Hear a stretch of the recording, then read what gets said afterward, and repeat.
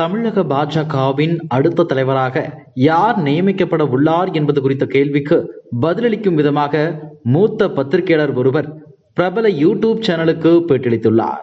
அதில் அவர் கூறியிருப்பதாவது, அண்ணாமலையின் பதவிக்காலம் நிறைவு பெற்றுள்ளதால் வேறு நபர் மாற்றப்பட உள்ளதாக தகவல் வெளியாகியுள்ளது. இதனை முன்பே அறிந்துதான் திமுகவும் முதலமைச்சர் மு.க.ஸ்டாலினும் அமைதியாக இருந்து வந்தனர்.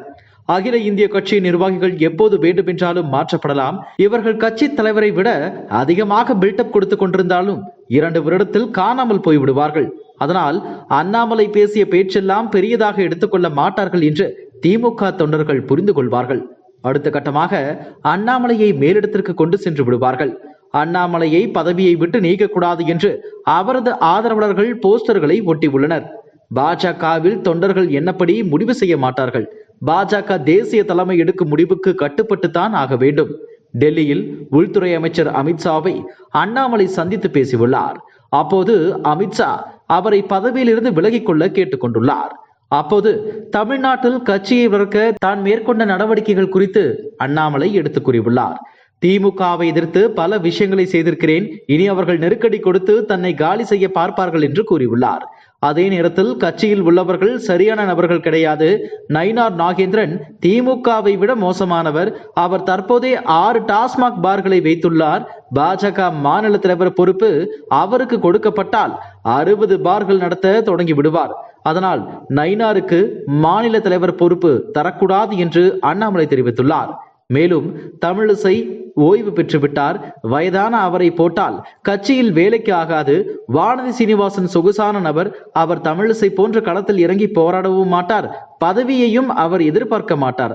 ஆகையால் இந்த 3 பேரும் பாஜக மாநில தலைவருக்கான போட்டியில் கிடையாது. வானதியும் தமிழிசையும் பதவிக்கு நிச்சயம் வரமாட்டார்கள். நயினார் நாகேந்திரன் வருவதற்கு 90% வாய்ப்பு இல்லை.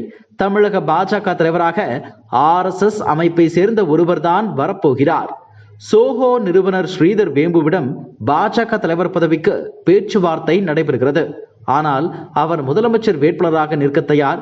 மாநில தலைவர் பொறுப்பு வேண்டாம் என்று சொல்லிவிட்டார். அவர் தனக்கு நெருக்கமான ஆனந்தன் ஐயாசாமி என்ற நபரை பாஜக மாநில தலைவராக நியமிக்க திட்டமிட்டிருந்தார். ஆனால் அண்ணாமலை ஆனந்தன் ஐயாசாமிக்கு மாவட்ட தலைவர் பொறுப்பை வழங்கியுள்ளார். இனி அவரை மாநில தலைவராக ஆக்க மாட்டார்கள். இதன் காரணமாக தென் மாவட்டங்களில் உள்ள மற்ற 2 சமுதாயங்களை சேர்ந்தவர்களை 2 பேரில் ஒருவர் தான் வர வாய்ப்புள்ளது.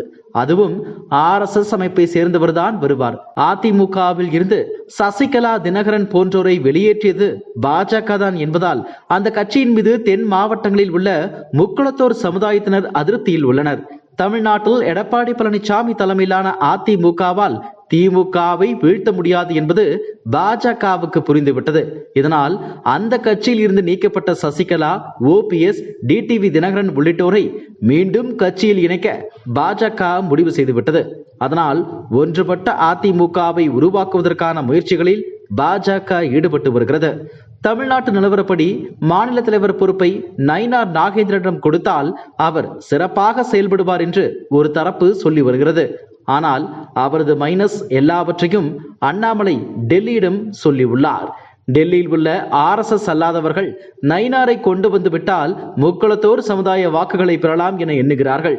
ஆனால் நயினார் நாகேந்திரன் மீது ஏகப்பட்ட குற்றச்சாட்டுகள் டெல்லியில் உள்ளன. அவரை தலைவராக நியமித்தால் அவர் சார்ந்த சமுதாயத்தினரே வாக்களிக்க மாட்டார்கள் என்று சொல்கிறார்கள். எனவே அதை பேலன்ஸ் செய்வதற்கு அதிமுகவை உள்ளே கொண்டு வந்து தினகரனையும் சசிகலாவையும் கட்சிக்குள் கொண்டு வரவும் பாஜகவுக்கு RSS சார்ந்த ஒருவரை கொண்டு வரவும் திட்டமிட்டிருக்கிறார்கள். அப்படி அவர்களை கொண்டு வந்து விட்டால் கூட்டணியில் அனைத்து தரப்பினரும் இருப்பார்கள்.